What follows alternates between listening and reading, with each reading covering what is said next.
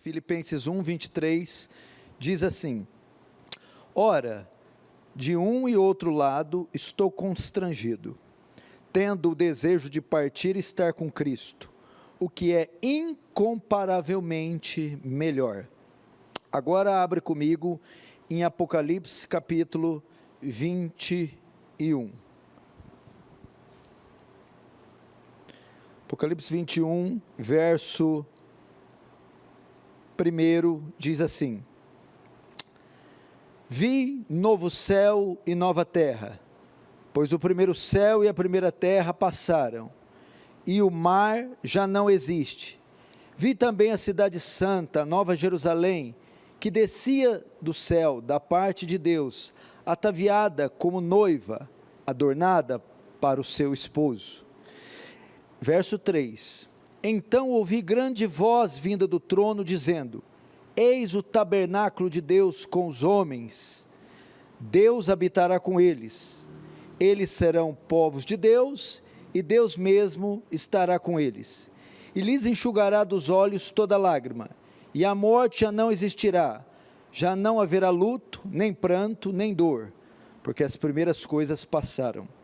E aquele que está sentado no trono disse: Eis que faço novas todas as coisas.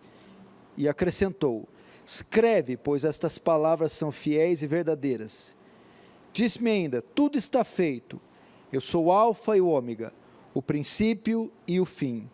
Eu, a quem tem sede, darei de graça da fonte da água da vida. O vencedor herdará estas coisas, e eu lhe serei Deus, e ele me será filho.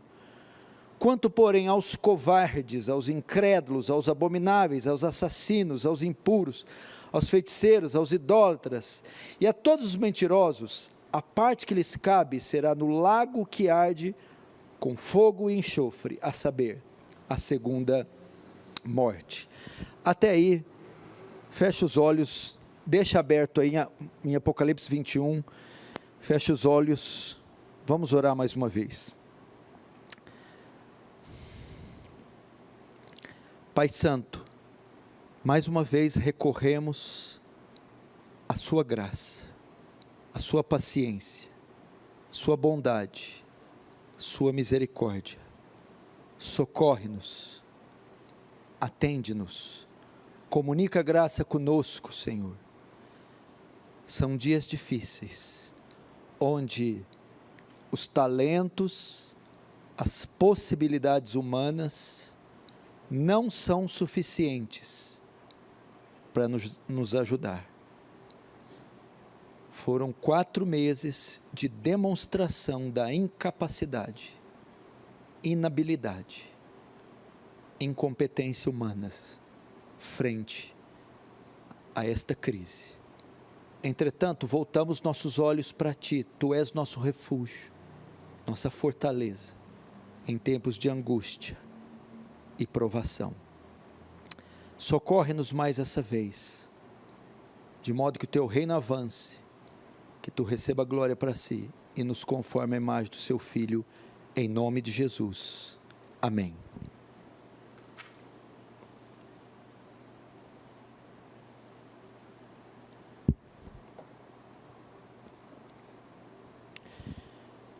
Irmãos, preste atenção aqui no que nós vamos falar essa noite. Diante de todos os fatos que estão nos cercando o mundo todo, tem demonstrado ao homem a sua fragilidade, a sua brevidade, a sua finitude e a sua mortalidade. E que terrível deve ser para pessoas que não têm esperança além dessa vida. Pessoas cujo viver consistem no aqui e no agora, no hoje, apenas na matéria. E diante desse terrível fato e dessa peste assoladora que tem como finalidade tirar vidas, e imagine como fica estas pessoas que não têm esperança após a morte, que estão amedrontadas, encurraladas, diante de um fato ou de uma situação que pode rapidamente ceifar a vida delas.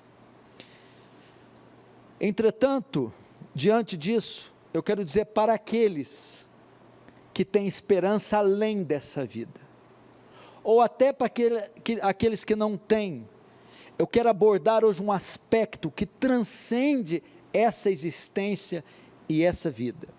A nossa vida não se limita só ao espaço e o tempo, a nossa vida não se limita apenas a essa configuração de vida, a essa era.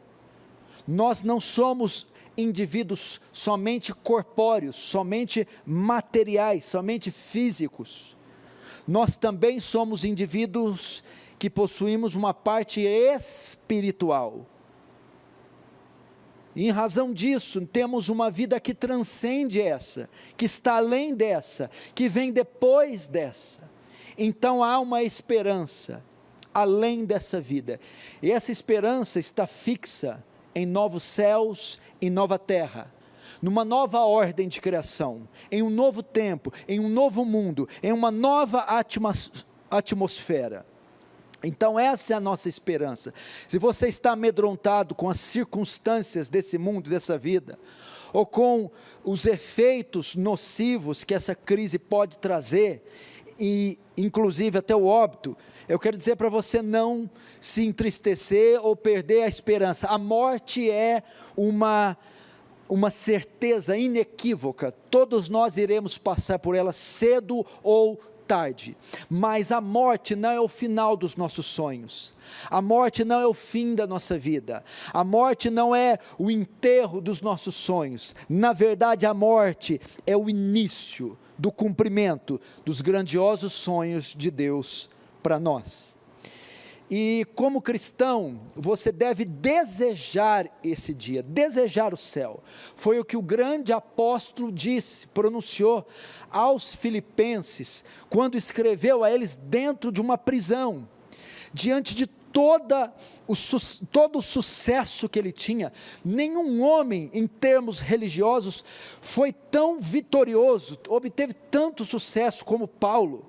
Paulo foi responsável por evangelizar toda a bacia do Mediterrâneo, é o maior autor e escritor bíblico canônico, foi o maior pastor, teólogo, missionário, apóstolo, plantador de igrejas, evangelista que já existiu. Ele é mais influente do que todos os Césares Augustos juntos. Ele está entre as mentes mais célebres que já pisou na terra. Um homem que foi ao terceiro céu e retornou. E com todas as prerrogativas, com todas as patentes, as condecorações, as medalhas, Paulo disse: tenho vontade de estar com Cristo, de partir para estar com Cristo, porque isso é ainda muito melhor. O que Paulo está querendo dizer? Eu desejo o céu, desejo estar no céu, anseio estar no céu, porque estar no céu é infinitamente melhor que estar na terra, mesmo com todo o sucesso, com todas as conquistas, com todas as prerrogativas, quer naturais, quer espirituais, que um homem pode ter. Então, o anseio do apóstolo Paulo era o céu, e esse deve ser o nosso anseio. Infelizmente não é isso que eu tenho notado na cristandade. Eu tenho notado que a crise colocou em risco o sucesso dos crentes, colocou em risco os bens materiais dos crentes, colocou em risco a beleza e a estética dos crentes, colocou em risco a possibilidade de frustrar os planos, os projetos materiais dos crentes. Tem causado uma profunda tristeza e angústia saber ou perceber que eles poderão não retornar para suas vidas normais. Então, estão ali nesse ato, revelando os seus corações, porque Jesus diz: onde estiver o seu tesouro, ali estará o seu coração.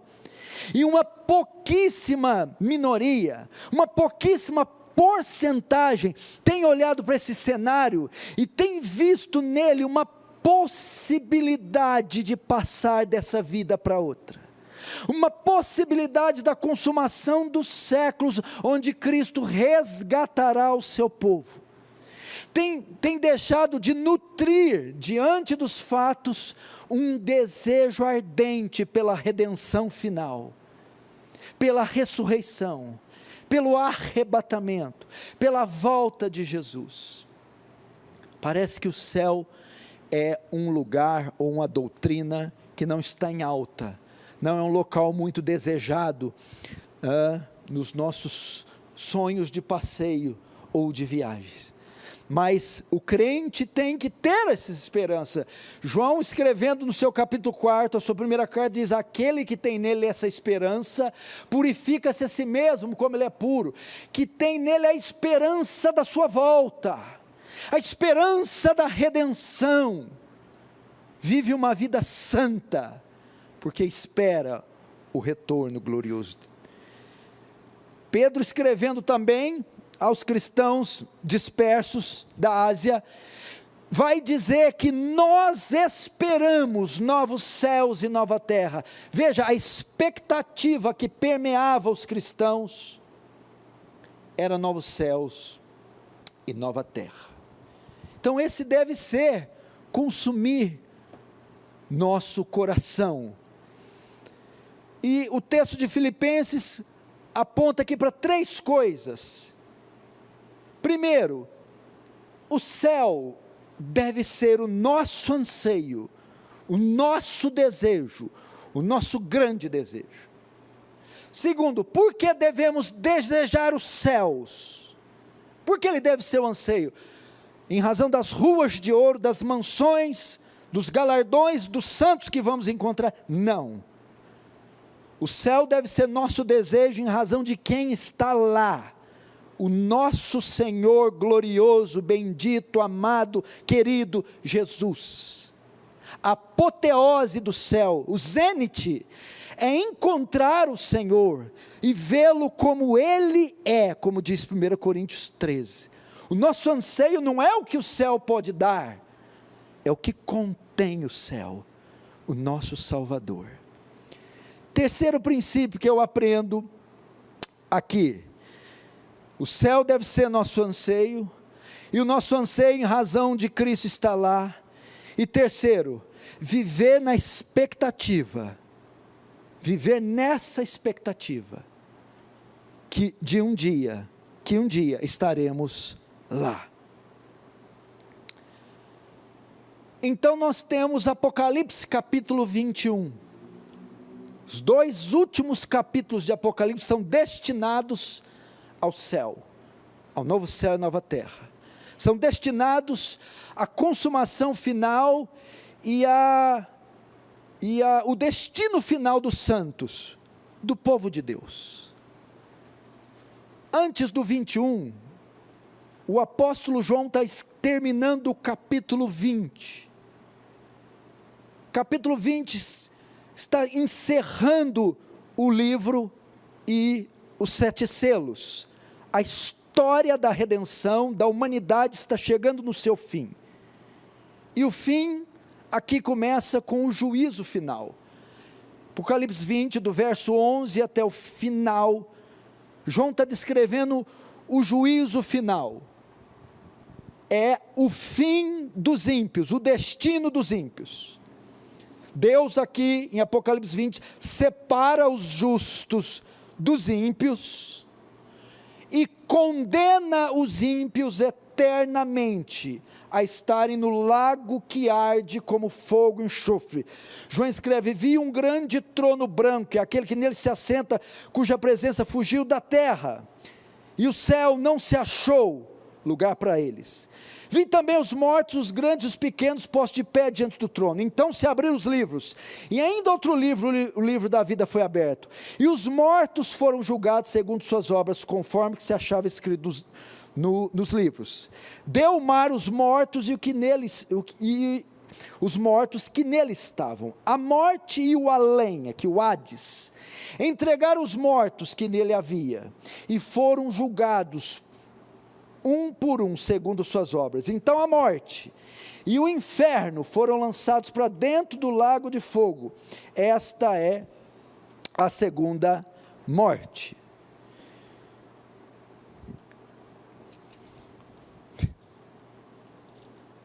Os defeitos especiais aqui. Então, João, o pano de fundo aqui do texto é o juízo final, o grande trono branco onde ímpios e justos são separados. Então ele condena eternamente os ímpios para sempre, em um lago que arde como enxofre, chamada segunda morte. E agora o capítulo 21, ele vai destinar agora aos justos, vai destinar a os salvos, vai colocar os justos no seu lugar, no seu lar, na sua morada. E esse lar é chamado céu. Antes de nós entrarmos propriamente no texto, e o texto vai nos dar base para isso, como serão os céus que nós habitaremos? Os céus tão falados pela Igreja Católica, pela Igreja Protestante. A primeira questão é: este mundo aqui será destruído? Esse mundo será aniquilado e habitaremos em um céu espiritual apenas em espírito? Muitas pessoas têm a ideia que esta ordem da criação será toda aniquilada, reduzida a nada. Iremos em espírito apenas para o céu. Não, não é dessa maneira. Essa terra não será destruída, não será aniquilada. Ela passará por uma purificação. Passará por uma purificação. Os novos céus e a nova terra onde a igreja habitará, na verdade, não estaremos nem somente no céu, nem somente na terra. Céus e terra se unirão em uma nova ordem de criação, e então habitaremos num novo céu, unido com uma nova terra, agora purificados, redimidos do pecado. Antes de habitarmos, o que Deus vai fazer? Ele purificará a terra e purificará o céu. No antigo concerto, no Antigo Testamento, ele já purificou a terra do pecado através de um elemento, ele usou a água. Quando o pecado do homem atingiu seu limite em Gênesis 6, a níveis insuportáveis às narinas de Deus, Deus anuncia o seu juízo, ele vai purificar a terra, e o elemento que ele usa é água, e ele envia o dilúvio, e varre toda a criatura da face da terra, purificando a terra. Agora ele fará isso novamente, só que o elemento que ele vai usar não é água, é o fogo, como está em 2 Pedro 3, 7 e 10, que diz: os céus e a terra serão abrasados, consumidos pelo fogo. Deus tem um amor, uma estima por essa terra que ele criou, então ele não vai destruir. Romanos 8 explica isso, que a criação geme, está com dores de parto, esperando a manifestação dos filhos de Deus, ou a redenção. O que é isso? A criação fala aqui do cosmos, sol, lua, estrelas, animais, gemem, porque estão sujeitos ao cativeiro da corrupção, a queda, a mancha, estão contaminados. Então o texto diz que elas não esperam ser destruídas, mas esperam ser libertas, purificadas. Então Deus purificará esta terra com o fogo, porque a morte de Jesus não foi para redimir, foi para redimir todo o cosmos. Eis o Cordeiro de Deus que tira o pecado do mundo, que aniquila todos os efeitos do pecado em toda a criação. Então esta esfera terrena não será aniquilada, será purificada pelo fogo, será renovada, restaurada, e ele fará conforme Romanos 8,19, 2 Pedro 3,10. Entretanto, não só a terra passará por uma purificação, porque ela foi manchada pelo pecado, pela queda, o céu também foi manchado, o céu também passará por uma purificação. Se você lembrar, Satanás, junto com os anjos rebeldes, liderou uma rebelião contra Deus. Então o primeiro pecado não ocorreu na terra, ocorreu nos céus. É que então Deus os expulsa, e você conhece toda a história. O céu também recebeu uma marca do pecado. Então esse fogo que purificará a terra, passará também pelos céus, e purificará também os céus. Então, o céu e a terra não serão aniquilados, e Deus iniciará uma criação do nada.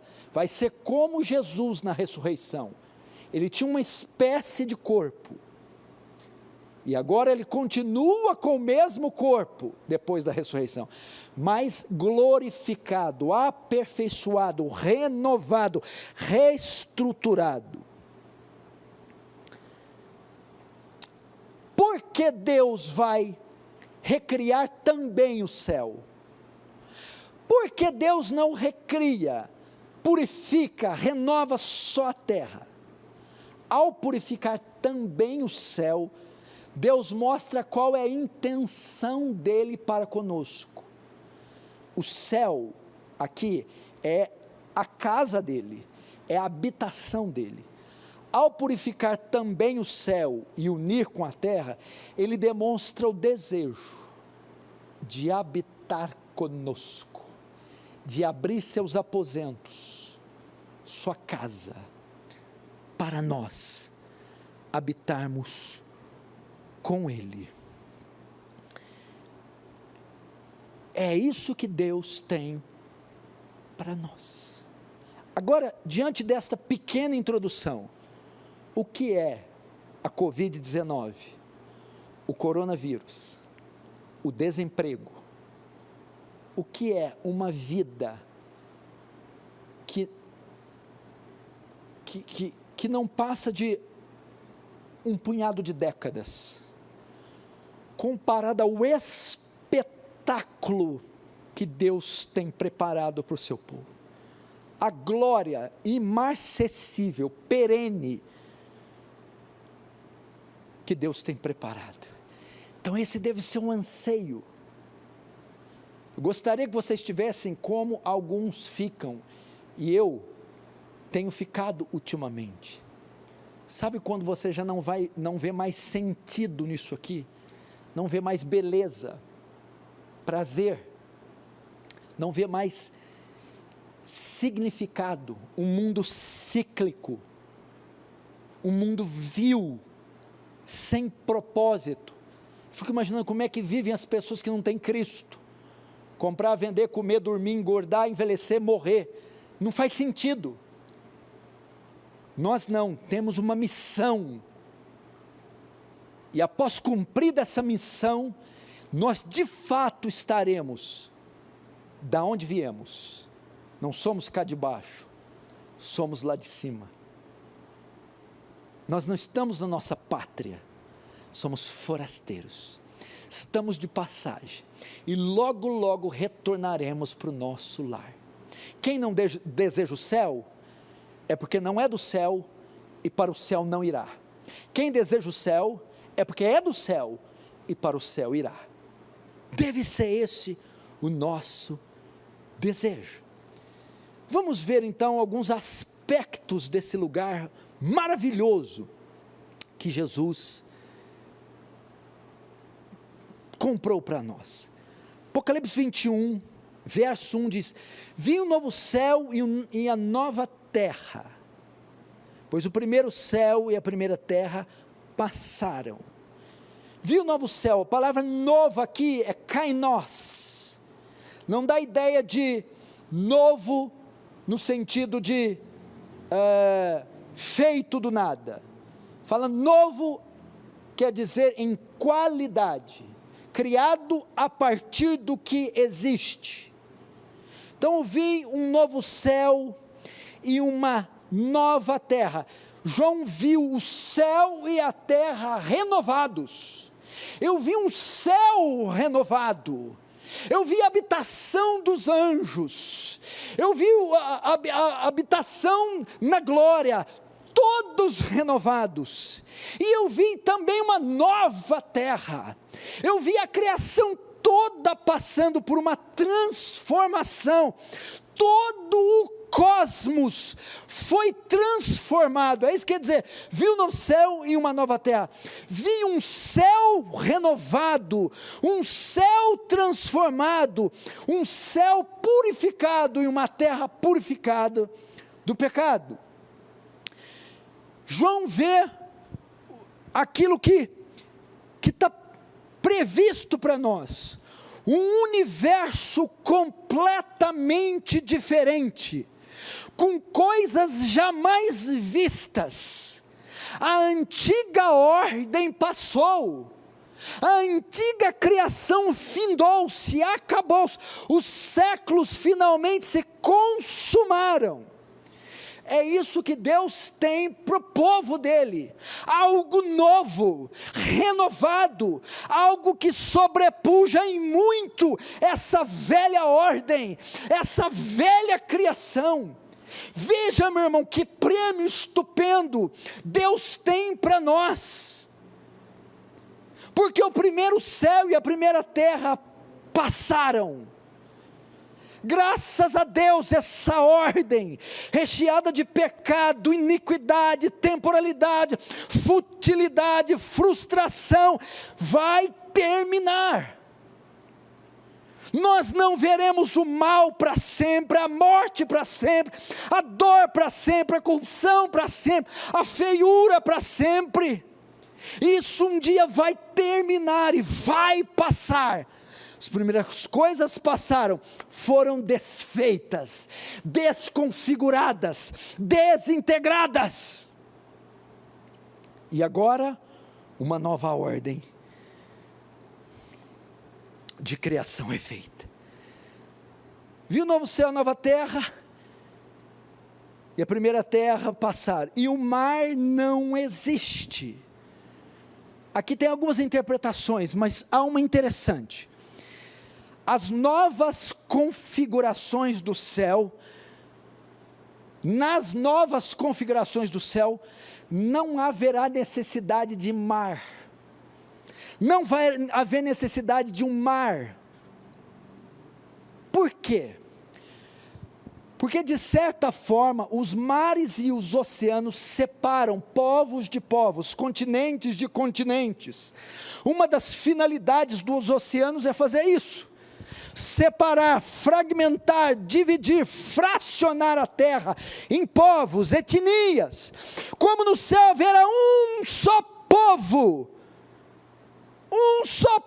a igreja do Deus vivo, não haverá necessidade daquilo que as separe, porque estarão unidas, juntas, em um mesmo coração, uma mesma mente, uma nova criação. Por isso não há necessidade do mar. Que coisa gloriosa, meu irmão. Hoje você conta com racismo, xenofobia, distinção de raça, cor, etnia, credo, e é a grande razão das guerras e contendas e chacinas. Crimes são cometidos por causa de cor de pele, por causa de aparência. Pessoas são privadas da presença das outras, se mantêm distantes umas das outras, mas no céu há lugar só para um povo, só para um coração, para uma mente. A palavra que vai classificar o céu é unidade, união. Que coisa gloriosa. Verso 2: vi também a cidade santa, a nova Jerusalém que descia do céu, da parte de Deus, ataviada como noiva, adornada para o seu esposo. O que será que João está vendo aqui? Ele está na terra, e ele está vendo o céu, mas ele vê do céu descer algo para a terra. Ele vê a nova Jerusalém. Nova Jerusalém é um termo para ser usado a habitação de Deus, o santuário, o templo, a casa de Deus, o céu. João está vendo o céu descer. Mas não é a gente que vai subir? Por que o céu vai descer?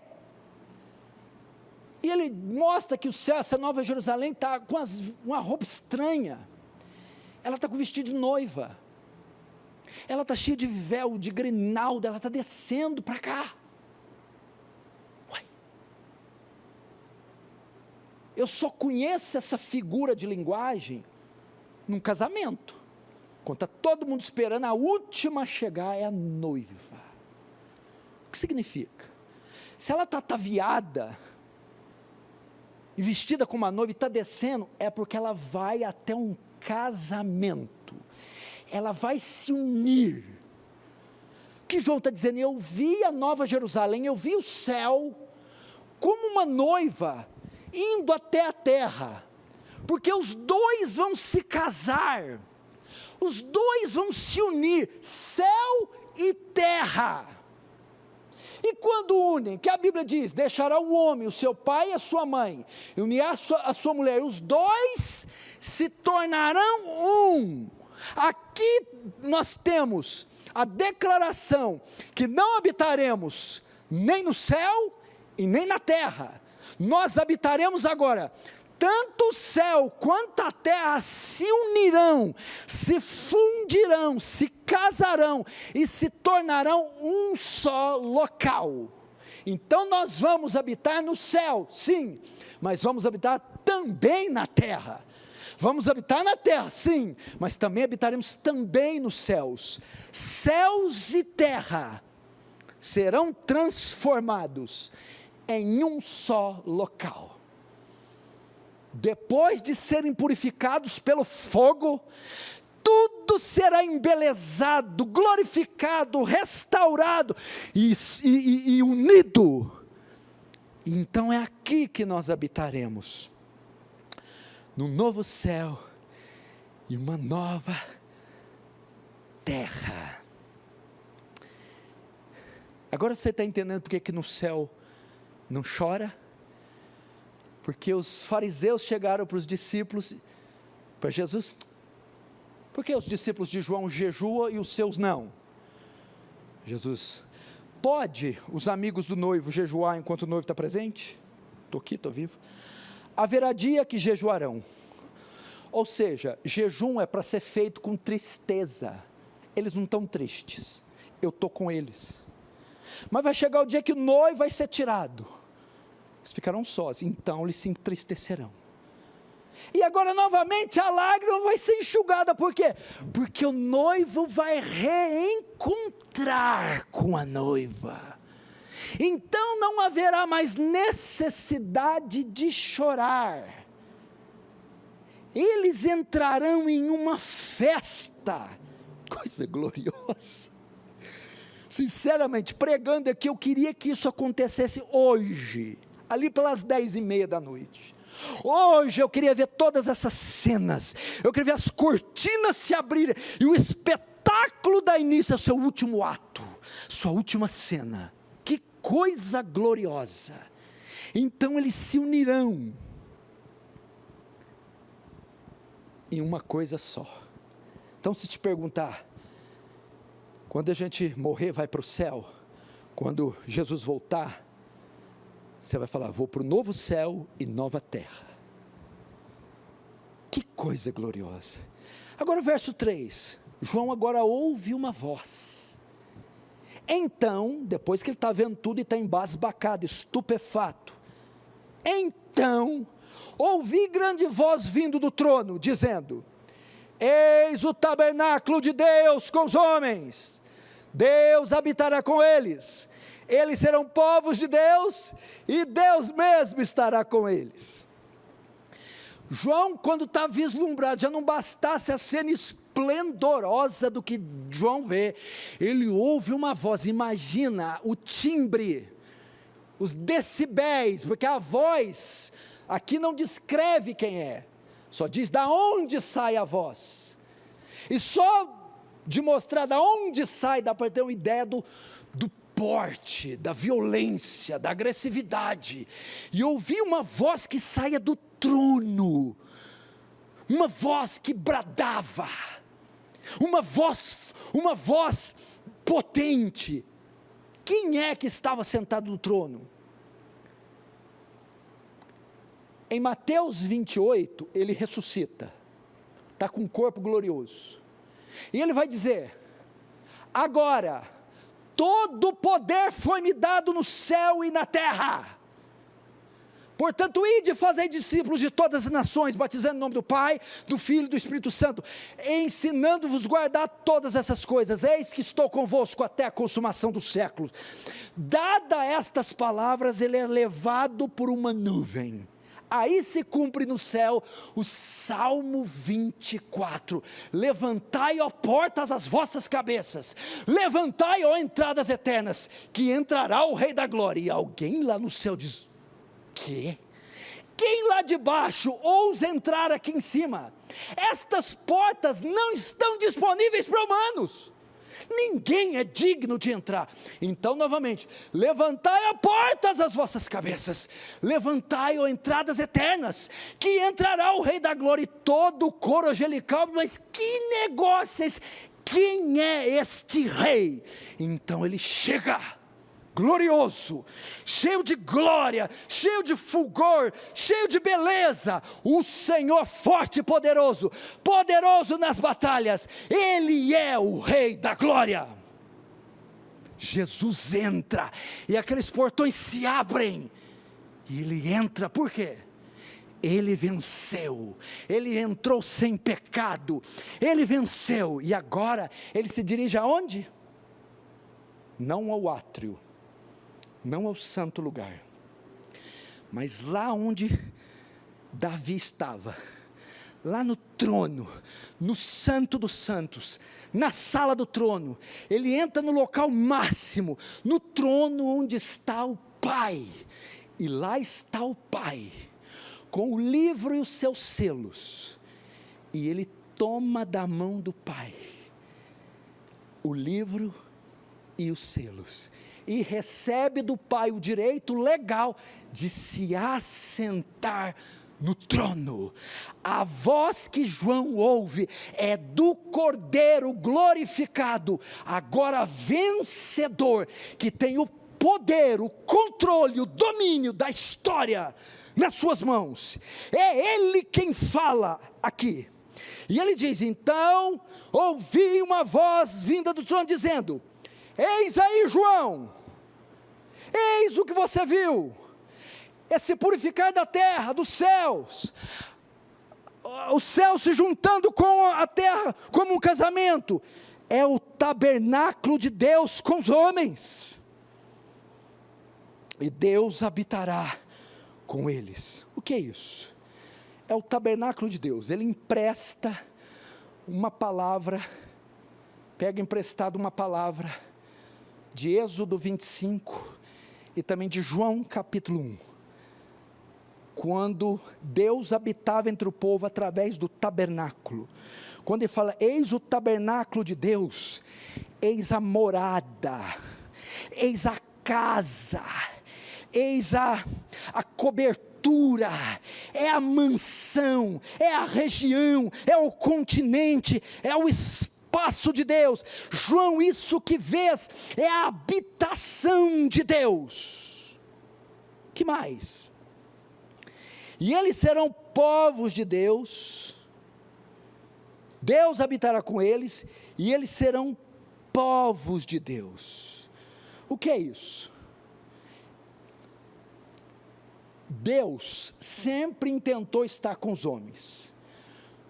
Quando ele manda confeccionar o tabernáculo, era para que ele se manifestasse. Então o tabernáculo era montado entre as tendas dos filhos de Israel, de modo que Deus, através do tabernáculo, morava entre eles. Posteriormente, quando fizeram o templo, Deus habitava entre eles, mas nunca eles habitaram debaixo do mesmo teto de Deus. Nunca, eram apenas nos jardins de Deus, no quintal de Deus. Jamais dividiram o mesmo teto. Agora, quando Deus diz assim: eis o tabernáculo de Deus com os homens, Deus habitará com eles, e Deus mesmo estará com eles. Agora lhes será permitido morar debaixo do mesmo teto de Deus, na casa de Deus, junto com Deus. A ideia aqui de Emanuel, Deus presente, como nunca jamais visto. Não vamos ocupar os jardins de Deus, os pátios, os terreiros, os quintais, as lavouras. Não. Vamos morar debaixo do mesmo teto. João, esse é o presente que vocês vão receber. João, Deus abriu sua casa. Finalmente Deus mostrará os seus aposentos e nos convidará para morar com Ele. Você está preocupado com a tua casa? Pequena, feia, pequenininha e feinha mesmo. Já fui lá. Casinha feia, pequena. Preocupado com o seu carro? Olha onde você vai morar. Dá para ter uma ideia das dimensões? Algum arquiteto já mediu? Soraya, você está me vendo? Você pode depois desenhar uma planta do que seria o tabernáculo de Deus, a casa? Como é que vai abrigar tanto crente? Como é que vai ser esse negócio? Vamos morar lá. E Deus estará presente para sempre conosco. Coisa gloriosa. Então é Cristo gritando do trono para João: João, acho que você está muito deslumbrado. Eu vou explicar o que são essas cenas, essas imagens, o que é isso tudo que você está vendo. Nada mais é do que a casa de Deus, com o seu povo redimido, escolhido.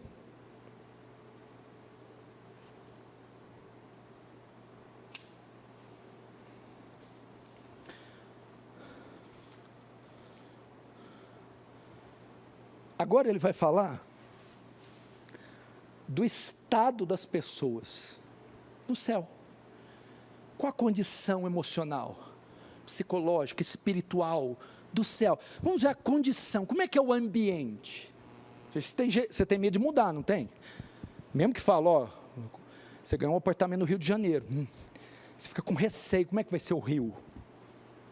Vou ter que correr de fuzil? O que é o negócio? De fuzil você não corre não, você corre da bala.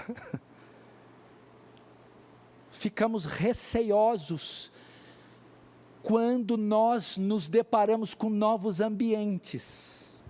A mudança sempre gera em nós pânico, medo, receio. Mudar de cidade, de estado, de país, de continente, a mudança geográfica, novas pessoas, métodos, culturas. Como vai ser esse novo lugar? Como é o espírito? Qual é o ambiente? Qual é o espírito que vai reger esse lugar? Olha só o verso 4. E lá, ele lhes enxugará dos olhos toda lágrima. Lá, a morte não existirá, ela não tem permissão para entrar. Lá já não haverá luto, nem pranto, nem dor. Razão? As primeiras coisas passaram. Qual é o ambiente? Primeiro, lágrimas. Quando diz aqui que não haverá lágrimas, o que nos leva a chorar? O que leva o homem a ver verter suas lágrimas, tristeza, dor, decepção, doenças, tragédias, defeito, desespero, frustração, perseguição, calúnia. É o que essa esfera nos propõe. Quando o pecado entrou na terra, Deus diz: maldita é a terra por tua causa, do suor do teu rosto comerás, em fadigas obterá o teu sustento. O Senhor diz: jamais haverá possibilidade de paz nessa terra, jamais haverá possibilidade de completude, de alegria, porque ela está debaixo de maldição. Não pode haver. E essa é a composição desse tempo. Não adianta procurar canais de notícia, procurando boas notícias, não haverá nada. O mundo está caindo ladeira abaixo. É só em um mundo refeito. Entretanto, lá no céu, não haverá motivo algum que nos leve a chorar. Por isso Ele enxugará toda lágrima, não haverá necessidade de chorar, não haverá tristeza, decepção, não haverá essas coisas, nada que possa tirar a nossa paz, nada que nos cause desespero, lugar de paz constante, perene, eterna. A ausência total de tristeza e de tragédia. Que mais? Esse é o espírito do céu. Então, filho, você que está pensando em levar lenço para viagem, esqueça, você não vai usar. Esqueça de papel, de pano, esqueça. Nem de alegria você vai chorar lá. Deus não vai deixar. Choro não entra, não tem jeito. Que mais? Não, o Espírito não enxugará dos ossos da lágrima, e a morte já não existirá. A morte não existirá. Por que a morte não vai existir? Porque 1 Coríntios 15, 53 diz: tragada foi a morte na sua vitória. Onde está a morte, a sua vitória? Onde está o pecado, o teu aguilhão?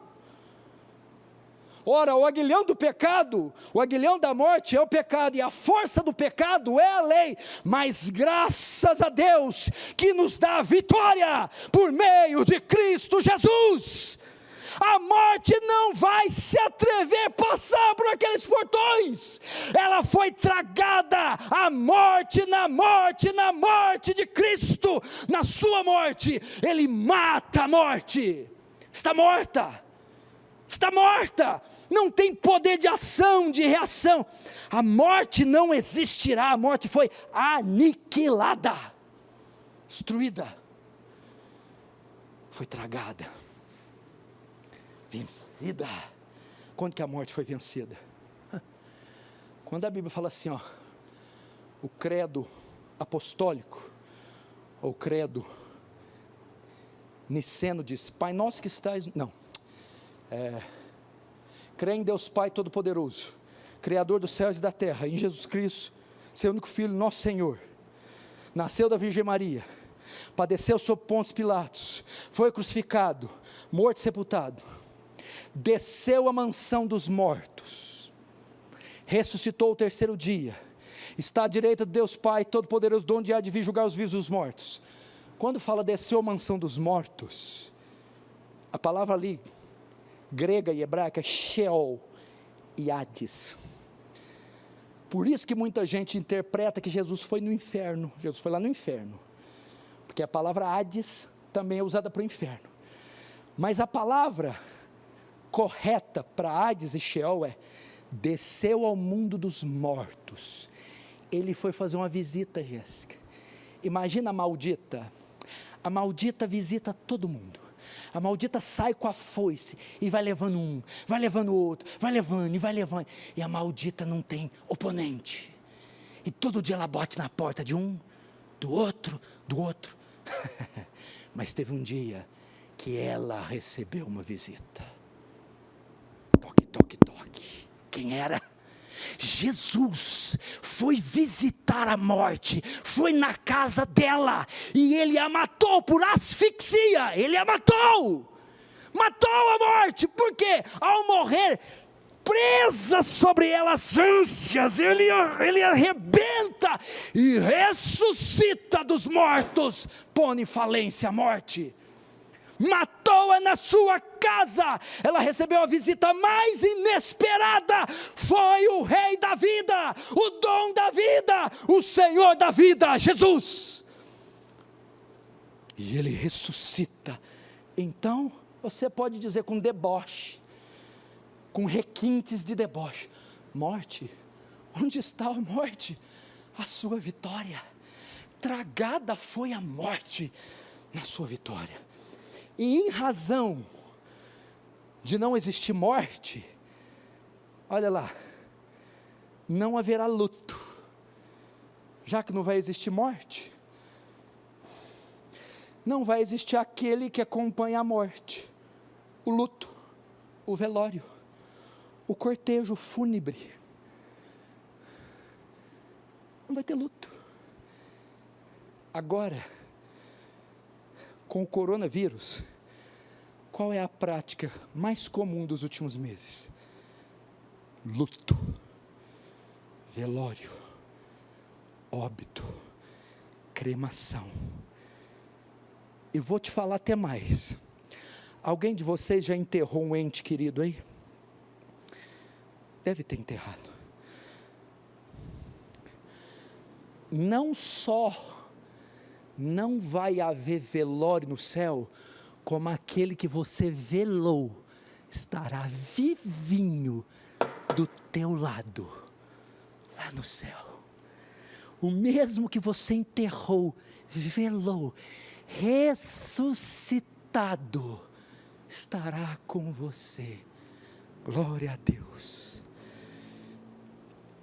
O que mais? Nem pranto e nem dor.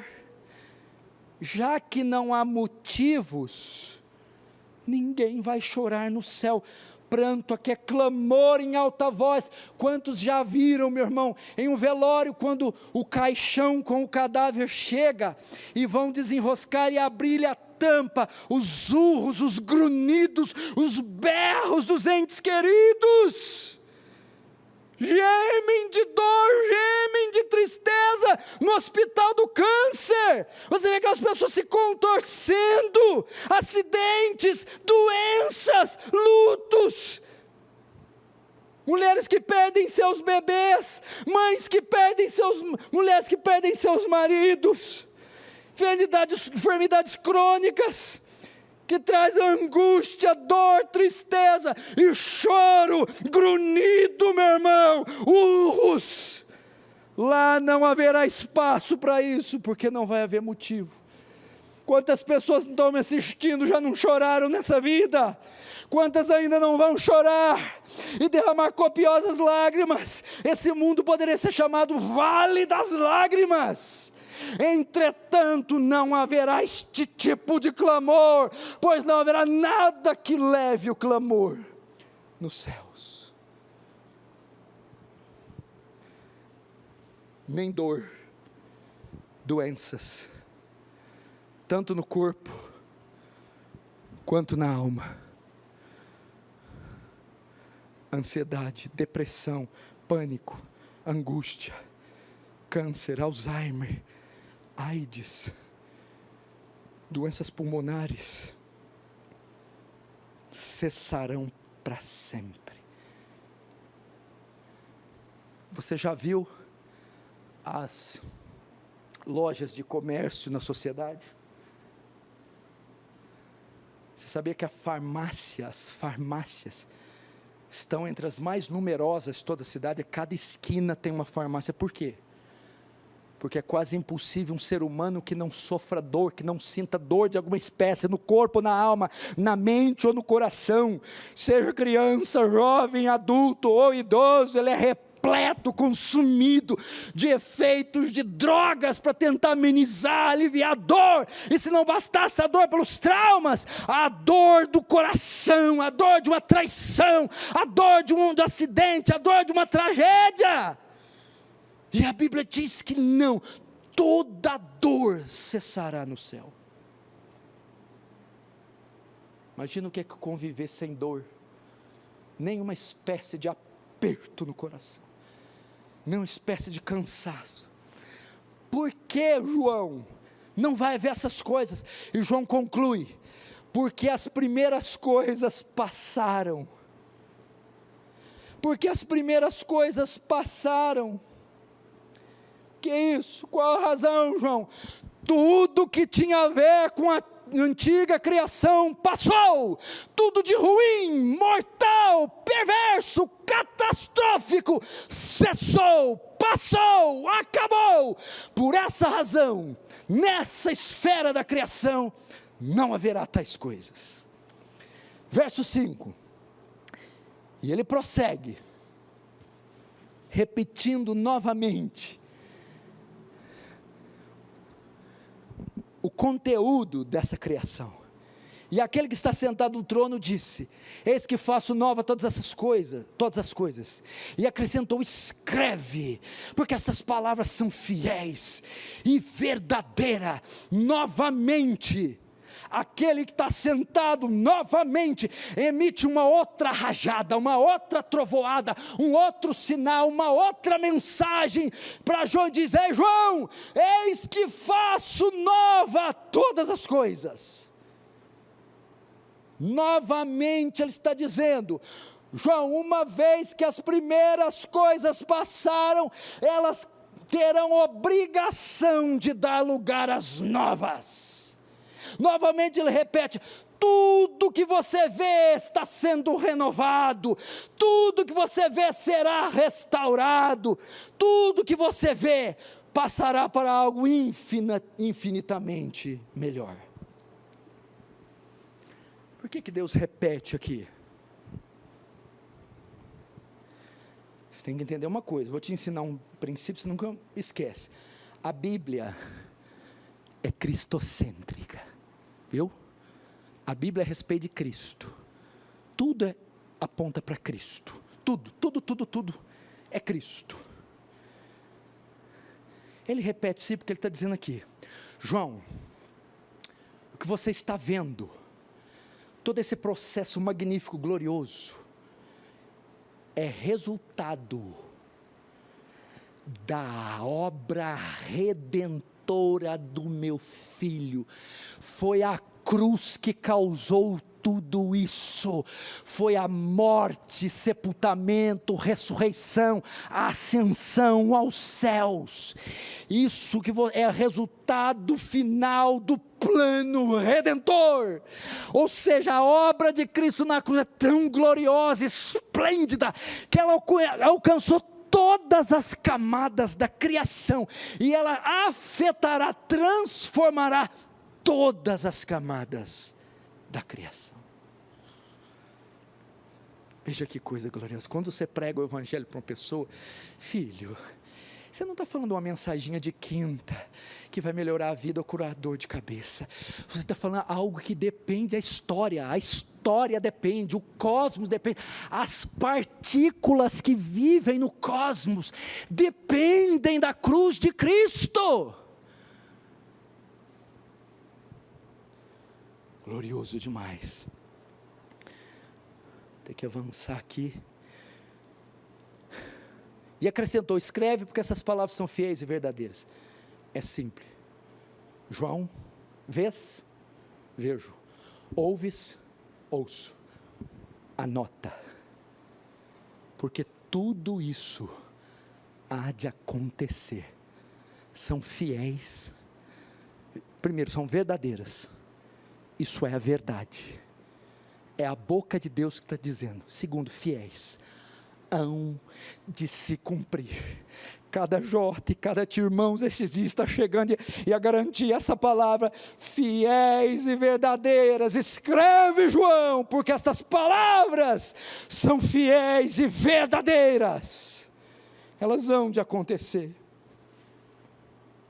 Verso 6, vou apressar aqui, disse-me ainda, tudo está feito, eu sou o alfa e o ômega, o princípio e o fim, eu a quem tem sede darei de graça, da fonte da água da vida. Então ele começa aqui, verso 6, disse-me ainda, tudo está feito. A palavra feito no grego quer dizer tornar e não fazer.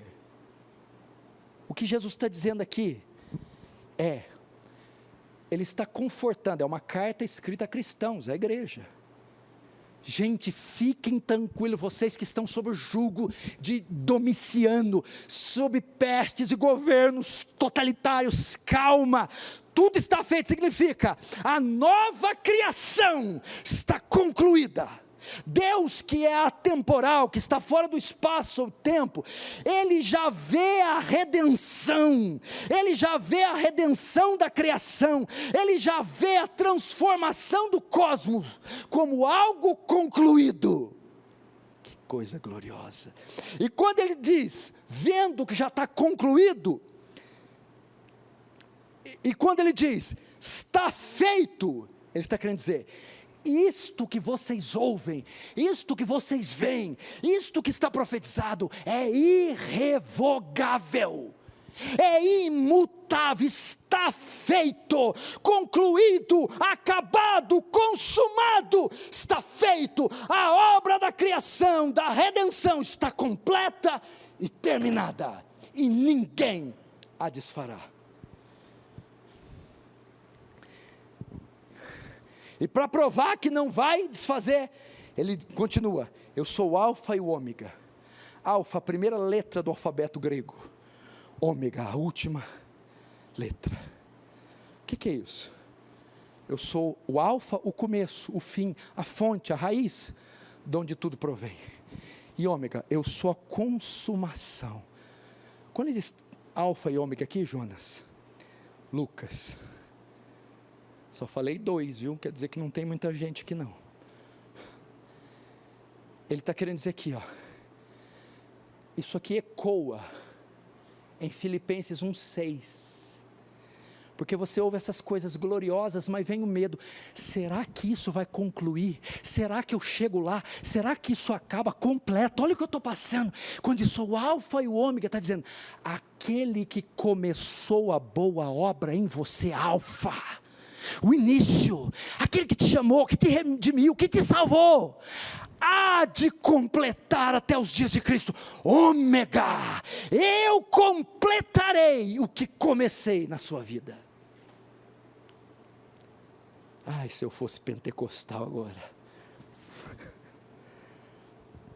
Verso 6, ok? Agora tem algo tremendo aqui. Agora ele deixa um pouco a cena para a igreja e vai se dirigir aos não cristãos, aos ímpios. Olha o que ele diz. Olha como é que ele é misericordioso.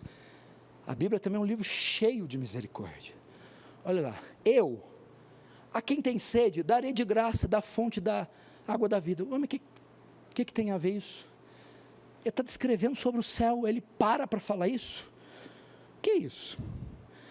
Aqui Cristo para e faz um apelo para aqueles que ainda não pertencem ao seu reino. Vejam tudo isso, vejam quanta riqueza, livramento, escape, promessas, feitas ao meu povo, e são destinadas apenas para o meu povo, de modo que todos aqueles que estão fora, não aproveitarão, não participarão. Entretanto, há uma esperança, há tempo, para aqueles que estão de fora, e para aqueles que não estão dentro ainda, eu faço um convite, quem tem sede, vem, ele faz um pedido àqueles que não pertencem. Quem tem sede é o perdido, quem não experimentou da água da vida, quem não é salvo, vem. E aí, beba de graça da água da vida.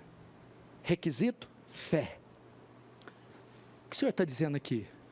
Para vocês que estão me assistindo, para os milhões e milhões que ainda não têm a Cristo, não rejeita a oferta da salvação. O Senhor mesmo é quem faz.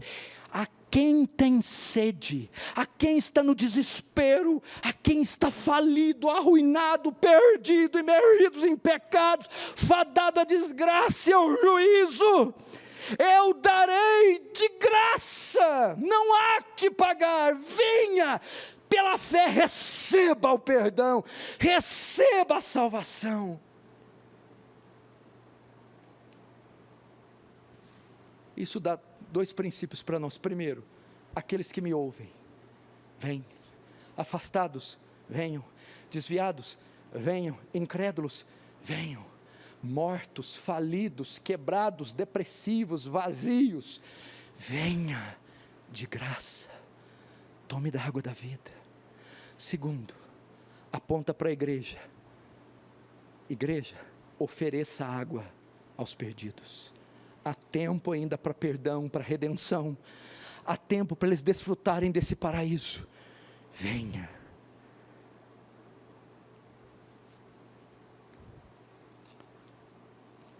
Estou acabando. Fica nervoso não. E agora ele faz uma promessa. Aqueles que atenderem o pedido, a oferta da salvação. Aqueles que vierem beber, ao 7. E o vencedor herdará todas essas coisas. E eu lhe serei Deus e ele me será filho. E ao vencedor, o que é o vencedor aqui? Não é a ideia que ele venceu obras, porque a Bíblia diz que nós somos mais que vencedores por meio daquele que nos amou. Ou seja, o vencedor, o que creu, o que aceitou a oferta da salvação, o que aceitou o convite, veio à fonte beber. O que estava fora, mas através do convite veio, entrou, aceitou. Ele promete, você herdará todas as coisas que ele vinha descrevendo até agora para a igreja. Tudo aquilo que eu descrevi, preparei, prometi para a igreja, eu entregarei aos que creem, aos que se unirem, aos que forem chamados, aos que forem integrados, aos que receberem, aceitarem o convite. Agora vamos terminar. Então, irmãos, amigos, venha. Tudo isso que eu preguei está preparado para aquele que crê. Para aquele que beber da água da vida. Para aquele que ainda está de fora, mas pode estar do lado de dentro. Agora nós vamos encerrar fazendo um contraste sombrio. Enquanto os filhos de Deus descansarão na glória, na eternidade, no terceiro céus, comerão da árvore da vida, haverá aqueles que rejeitaram a oferta de salvação. Mesmo esse convite final, quem tiver sede vinha, e de graça beba, eles disseram não, eu não quero. O que vai acontecer? Verso 8. Quanto porém aos covardes, aos incrédulos, aos abomináveis, assassinos, aos impuros, aos feiticeiros, aos idólatras, a todos os mentirosos, a parte que lhes cabe será no lago que arde com fogo e enxofre, a saber, a segunda morte. Enquanto isso, há uma parte terrível destinada àqueles que não amam a Deus, que não querem a Deus. É o alerta para essa geração, para essas nações ímpias, arrogantes, prepotentes, para aqueles que desprezam e achincalham o nome de Deus. Há um fim para eles também, há uma morada para eles também. Eles estarão debaixo do mesmo teto que o Pai deles também. A Bíblia diz que para esses, o destino é o lago que arde como enxofre, é o juízo de Deus despejado para todo sempre no inferno.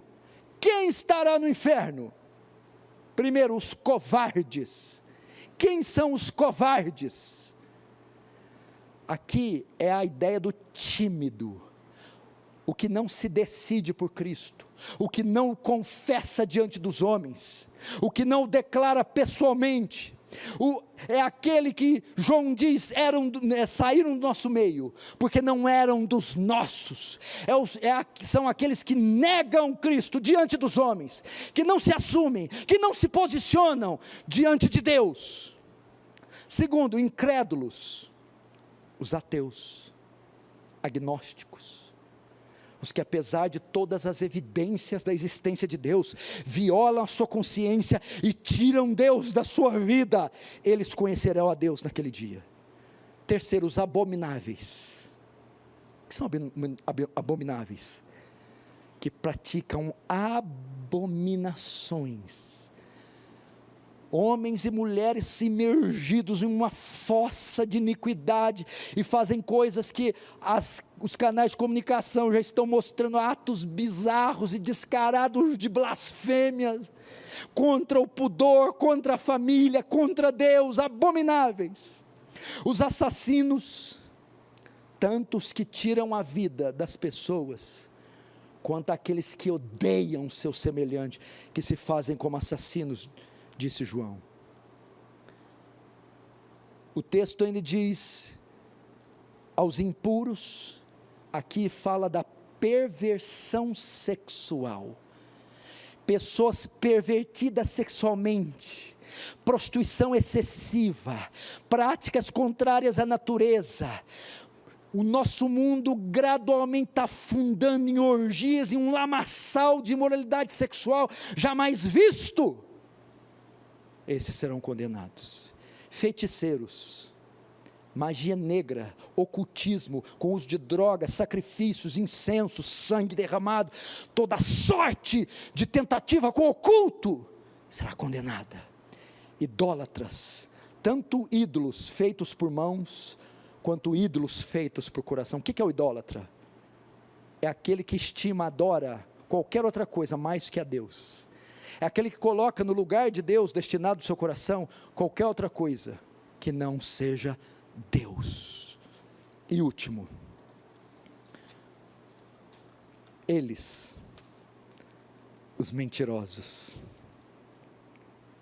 aquele que ama, vive e pratica a mentira, será lançado no lago de fogo. Tem a mentira como estilo de vida, mente nos negócios para a esposa, com os papéis, mente no seu trabalho, mente com seus olerites, a sua vida é uma mentira. A Bíblia diz que todas essas categorias serão destinadas ao lago que arde como enxofre. Enquanto os justos gozam, regozijam, descansam nos céus, com corpos redimidos na presença dos santos do Antigo e do Novo Testamento, diante do Cordeiro, na mais gloriosa bem-aventurança, os ímpios, os blasfemos e rebeldes, serão esmagados, como uvas no lagar do furor, do vinho, da ira, do Deus Todo-Poderoso. Para aquele que me vê e não se decidiu, que tem resistido à oferta da salvação, se arrependa, torne para Cristo. Hoje ele ainda diz, quem quiser, beba de graça da água da vida. Aquele que tem sede, venha, venha. Para aquele que já é de Cristo, eu, com a minha limitação humana, pude descrever um pouquinho o que Deus tem preparado para vocês, para nós. Não temas, a condição financeira, social vai piorar, vai, condição física, científica, vai entrar em distúrbio, colapso, vai, nós iremos um dia envelhecer e morrer, vamos, haverá sofrimento, perseguição, vai, mas há o destino final para nós, e não é uma tumba gelada e vazia, não uma prisão, é uma masmorra para toda a eternidade, não seremos fadados aos verdugos do inferno, mas Ele irá buscar nós, ou nos ressuscitará, ou nos transformará nos ares, e nós entraremos em sua morada, e debaixo do mesmo teto, habitaremos com Ele para sempre, amém? Vamos fechar nossos olhos então, vamos orar.